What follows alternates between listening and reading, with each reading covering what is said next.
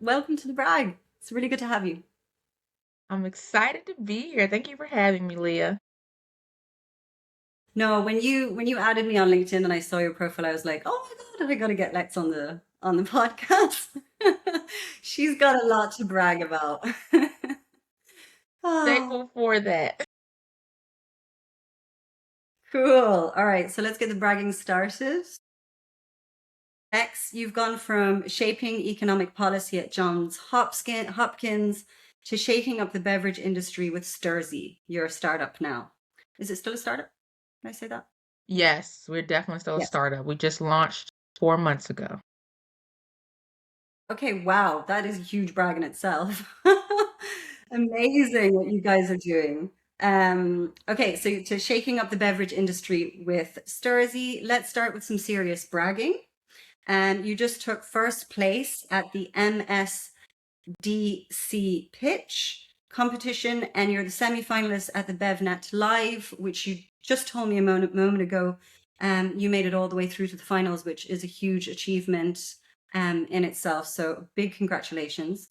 But yeah, tell us about the moment when you and your sister, who is also your co-founder, decided to leave the corporate world behind and build award-winning zero proof cocktails together. What was that aha moment that made you say, okay, we're doing this? Yeah, so my sister and I, we always wanted to do a business together. Whereas I've always been on the corporate academic side, my sister has spent her career in hospitality. She is an Okay. incredible mixologist. She's a certified specialist of spirits.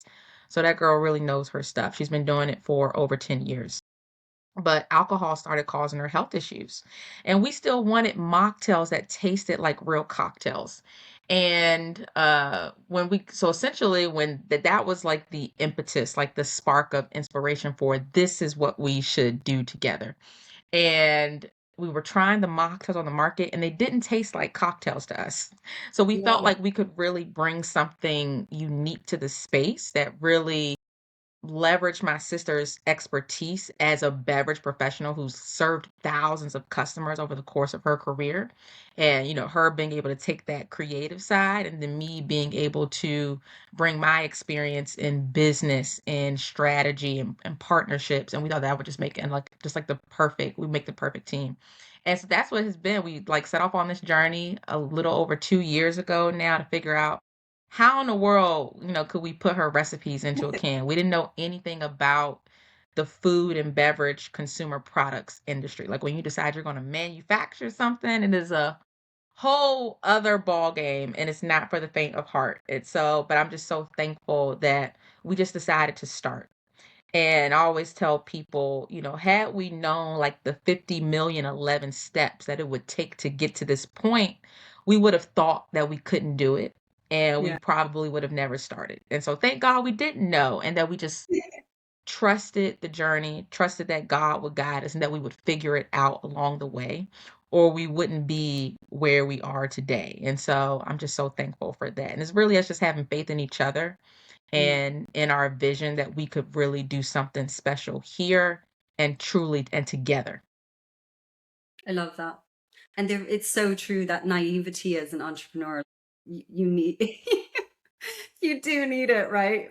Yeah, And absolutely. then I mix was like, some you gotta be a craziness. little crazy to be an entrepreneur. Just yeah, just a little bit. Yeah, yeah, yeah. 100%. But I mean, I think the drink industry is just so need. I know myself, I barely drink. My husband barely drinks. I know so many people now. Um, they just don't really see the point anymore because of the way it makes them feel. And like you said, health is becoming number one and way more important. So yeah, Yeah. it's definitely the It's huge, time, and it's right? one of the fastest growing categories in the beverage industry. Like the markets, like the adult non-alcoholic market is like much more mature in other places in the world than it is here in America. Where we have had such a heavy drinking culture for all these years, where all of our socialization and celebrations have centered around Yes. alcohol to the point where people think something is wrong if you're not drinking alcohol. They think, "What are you going sober? Like, are you in recovery? Are you pregnant? Like, that's all, like, it's always a thing. And so I'm thankful that like our culture is starting to shift around that, where people are like, we can be intentional and be in community with each other without having to drink and have that be the center of it. And for us, it's all about, whether you choose to drink, because the way that we make our drinks is it's a great standalone non-alcoholic cocktail, but you can also mix it. Because our goal is not to preach to you what you should or should not do. It's that you have an elevated adult drinking experience, regardless of if you drink alcohol or not. So that folks who are not drinking, they feel like they're just as much a part of the celebration, and that they're still getting that bold, sophisticated flavor they love from cocktails, even when they choose to skip alcohol. Love that. So cool. And then yeah, okay, let's talk about your journey. Amazing journey. From teaching fourth graders in Baltimore to leading the supplier diversity 5.5 billion urban revitalization project, to now being recognized as one of the Dry Atlas's 15 emerging non-alc founders to watch in 2026. Like, this is incredible after 4 months of after 4 months of being launched. That's an amazing evolution. How has your background in economic development and community building shaped the way that you're approaching Stursi's growth in this 3.4 billion industry? Yeah, I love that question, Leah, because I think Mm. my whole career was centered around community impact and economic development. That was because, girl, like I saw, like my parents worked really, really hard to give my siblings and I a very different life than what they grew up with in Washington, D.C. And so I always grew up with this sense of responsibility of like not every family was able to break the cycle of poverty. And I felt like I should really, like, I wanted to give back and be a part of that. And Yeah. so that's what led me to my career in education and community and economic development. And that's really all about partnerships. And that is what I bring to our business now is everything, no matter what you do, no matter what industry you're in, it's all Yeah. about relationships. And that also comes back to my spiritual beliefs as well, where I believe, whatever big or small thing it is that you want to do, and you're wondering how are you going to do it, like how, like you get caught up, get stuck in this how. I always Yeah. believe that the how is through people, that God, the universe, works through people. We are supposed to support each other and uplift each other, and you never know what role someone is going to play in your life. And so from the moment that we decided that we were going to do this, the first thing I did was start to build relationships in this industry, to join communities and networks and courses and build those relationships to learn, what are the pitfalls that we should avoid? What are the resources that we should take advantage of? And that has just been so incredibly helpful for us, and how we've been able to accomplish a lot in a short amount of time was because I made sure to put myself in rooms with people to plant those seeds and build relationships from the very first time that we started to do this, from the time it was an idea. And so Yes. that's something that I would definitely like message to people is like, don't be, of course you want to be mindful of sharing your ideas with people who you think are going to discourage you.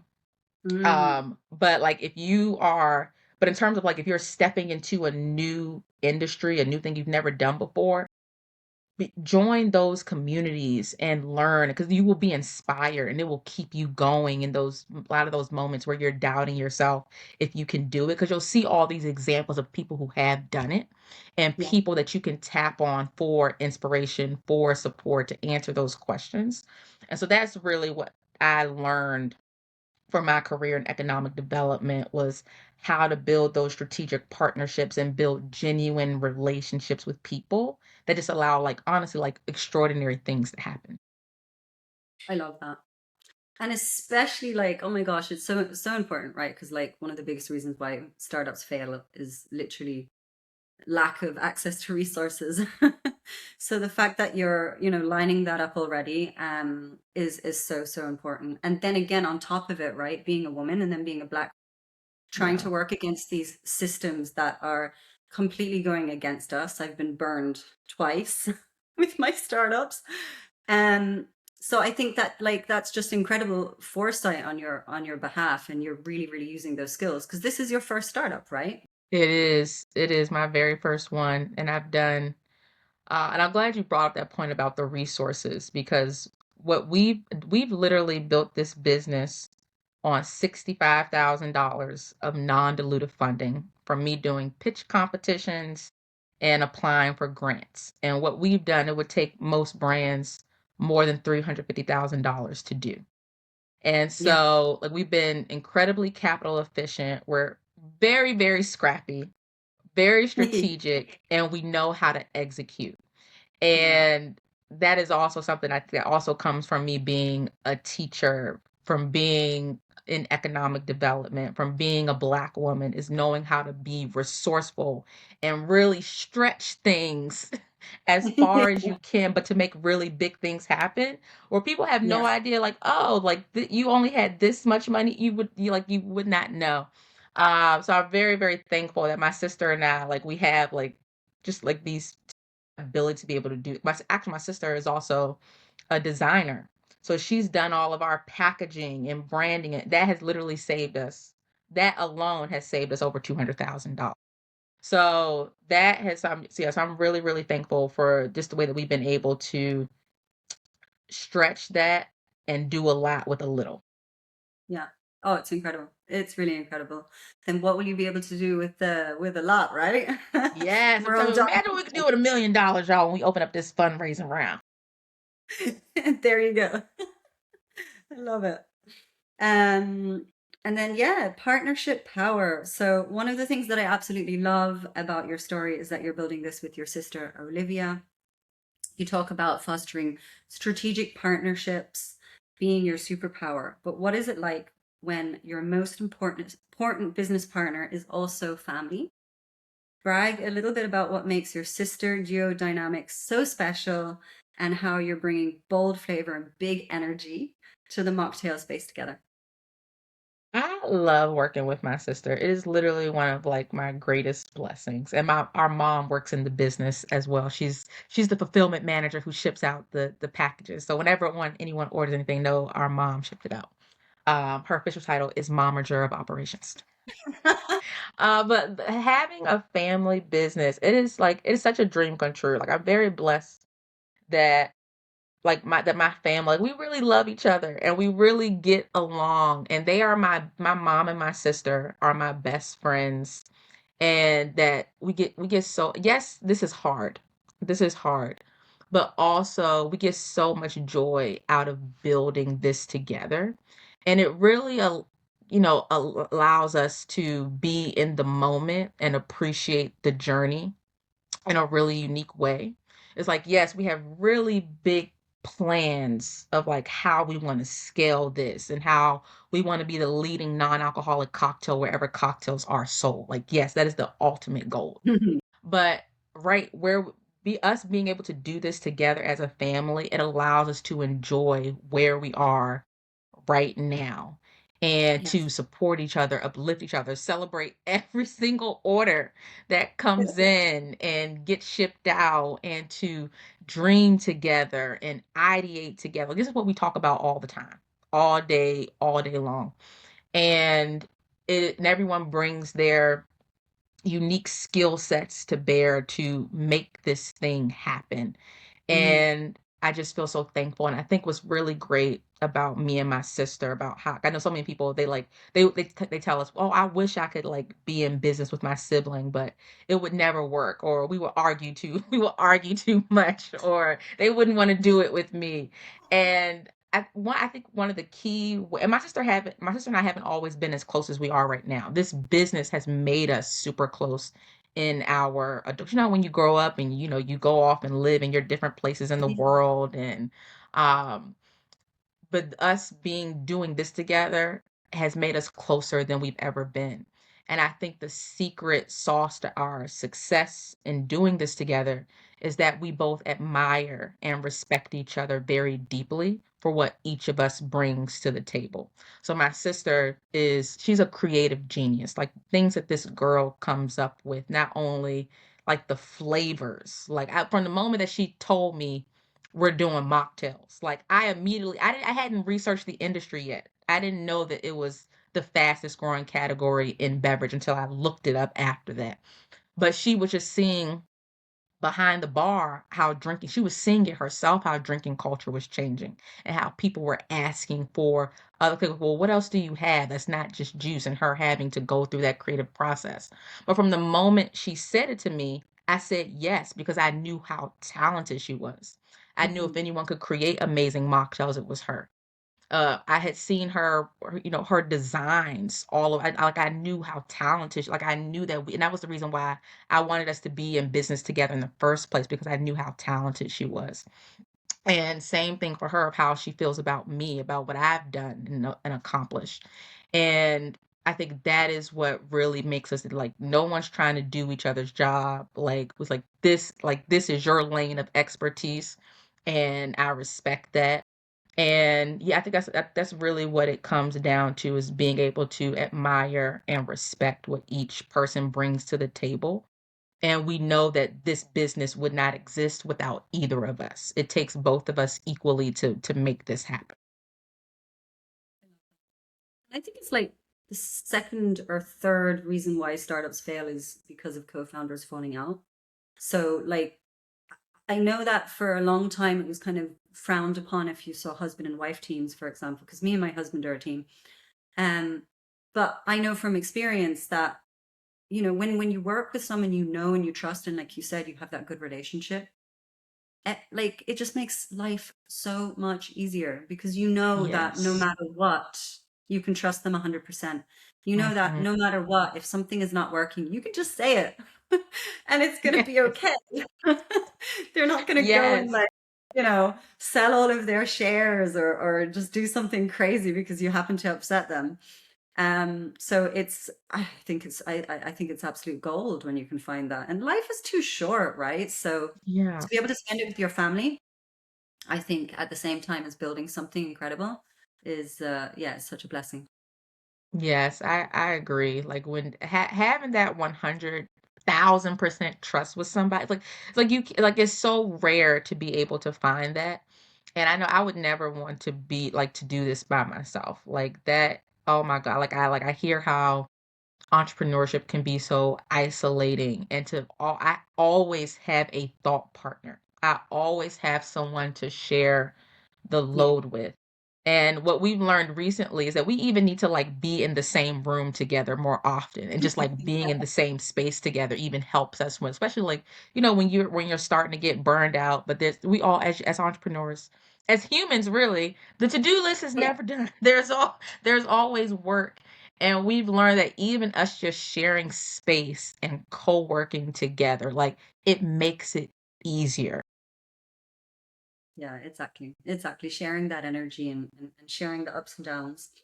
Totally. And then the milestone moment. So, okay, let's talk about some more serious wins. You're the official non-alcoholic cocktail of Chesapeake Arena. Um, you won NYC's Zero Proof Choice Awards and the NMSDC and WBENC, sorry, certified. I maybe There's a put a bunch little of bit too letters, I many know. acronyms. Anyway, amazing awards and certificates. Which achievement made you stop and think, wow, we're really doing this at a major level now? And how does it feel to be building a woman owned and Black owned family business in an industry that is just ripe for disruption? Mhm. Think, of course, the first, like, I would say actually goes in order of those things. Like, the first one was Chesapeake Arena. Like, we secured that before we launched. So that was definitely a big deal to come out the gate, to be like, we have this partnership before our cans are even on the market. So that was awesome, and again, attributed to, like, me spending that time beforehand building relationships all the time we were building this. Um, and I think having and definitely getting those awards was a big, big deal for us, because it was validation, not only because the who judged that the those Zero Proof Choice Awards, It was both traditional cocktail experts and non-alc experts, and it was a blind tasting. And all three of our flavors won in a blind tasting. And so that's a really big deal. And it's a rare feat for like a brand to have every single thing in their debut portfolio to win. And so it was that outside validation that just like that validated what we've been saying the whole time. What our goal has been since the beginning was to create non-alcoholic cocktails that taste like real cocktails and that give you that body and that mouthfeel and that balance. And it, like people say, if you can make it in New York, you can make it anywhere. So that was a really big deal that just validated that we're on the right track.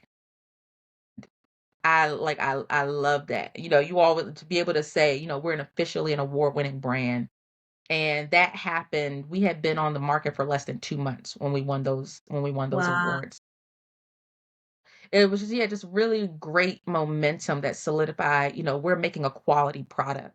And that meant a lot because it took us 2 years to bring these products to market. But from when we came up with the idea to when we actually got it into these cans, like that was 2 years of work to do that. And it took a Yeah. lot of patience because we weren't willing to compromise on the flavor or the quality. Now, had we been willing to do that, we could have done it much quicker, but we didn't. We wanted to create something that was completely different than everything else that was on the market. And I love that you use the word disrupt because that's exactly what we're here to do. Yeah. This is because this is such a fast growing category. There's a lot of brands that just take the opportunity to just create a product and try to take advantage of the business opportunity. And there's a smaller amount of people that really care, like truly care about creating quality products and the experience that they are providing. And so that's what we're here to do, is to really give a completely different experience, to let folks know, like, and we tell folks like these are actual cocktails. They just happen to not have alcohol in them. And we're very intentional about creating an authentic cocktail experience, not only in the flavor, but in everything from the drink names to the branding to how we're showing up in the world at events, to because at the, you know, our mission is to transform celebration so no one feels left out.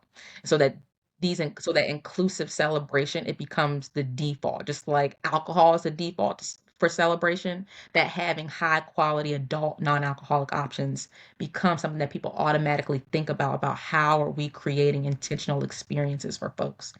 And yeah, I would say, yes, that's my answer. I know I said a lot of things. I think I answered the question.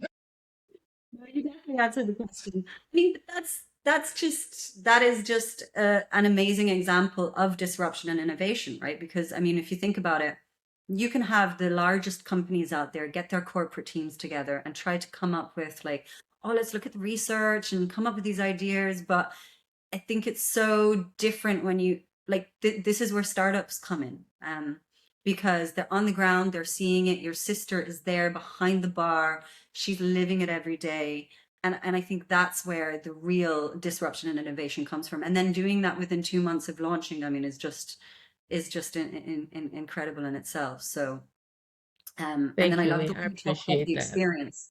Sorry, what did you say? Oh, I was just saying thank you. Ah, hey, this is what this podcast is about. But I love the way you talk about the experience as well, because it's like that is so important. I think people are becoming more and more clued on to how they experience a brand and how it makes them feel and what's the community piece around it. And of those factors are becoming so much more important. So yeah, I just love the way you guys talk about the experience as well. That's great. Yes, absolutely. And I also, and it's actually, this came up at the, you know, to the point of the disrupting the industry piece. This was like a big thing that came up at the New Beverage Showdown, which is sponsored by BevNet, which is one of the premier industry publications for the Yeah. beverage industry. And so pretty much every product on the market, it has adaptogens and nootropics, And for folks who don't know what those are, I kind of broadly like you broadly describe them as either like mood altering ingredients, like some are supposed to relax you, or like on the nootropics and like maybe it's supposed to give you like energy or focus. So broadly, it's supposed to give you some kind of like functional benefit. But really, those are supplements. Okay. And yes, a lot of people are choosing not to drink alcohol because they want to, because they're because of their health and wellness reasons. But that also doesn't mean that they want a cocktail that has like these extra like things in it. Yeah. And also there's a big thing around, and and then they mess with the flavor. Like they taste, they give Yeah. you like a medicinal taste. And so You. for us, that really detracts away from what a cocktail is supposed to be. A cocktail is supposed to be an indulgent, celebratory experience. And so we really focus on flavor. Flavor, real sugar, like real ingredients of like using real fruit ingredients. And that's very different from what most of the market is doing in this category. And yeah. So we really are here to disrupt, do something different, and not just like be on retail shelves, but to really show up in the places where people are gathering, in bars and restaurants, in at people's celebrations, and to really be that true cocktail alternative. Yeah. Yeah. I love that. Because otherwise it's like, okay, what am I gonna have? Like Coke, but I don't really like drinking Coke. An apple juice, an orange juice. It's just not the same, right? You want to be able to It's still not. enjoy that experience of, having your big cocktail glass Mhm. and like you said, having something indulgent. Um, okay, cool. Oh my God, we flew through those questions. So, what is next? So, you guys are just on fire right now with all of these wins. So, give me some brags about what's next and the big vision for you, Olivia and Stursi. Yeah, so for Stursi for 2026. So we've been on the market for 4 months. And the goal for 2026 is to grow and to get as many people to know about Stursi as possible. What we've seen is that once people try it, once they taste it, they're sold. But because like folks, so many people have been burned by the non-alcoholic market by so much stuff that's not good, that if they haven't had a chance to try it, like they're afraid to take that risk that, oh, I'm gonna buy yet another thing that doesn't taste good and that we don't like. And so our goal is to really combat that and to get people to try us, to know that this is a really like high quality, authentic cocktail experience. And we're planning to like raise money for the first time, which is really exciting. So getting prepared for that so that we can grow and have the resources to scale, and show up in, all the different places that we want to be in. And I'm really excited to like also to continue to like build our team, around that as well, and to get like just like the most amazing people who are excited about what we're doing and want to be a part of it. Yeah, though I would say those are the top 3 things that I'm excited about, to like to see Stursi. And for next year, we're really focused on like our local area up through New York, so DC, Maryland, Virginia, up through New York. And then 2027 beyond is like is national.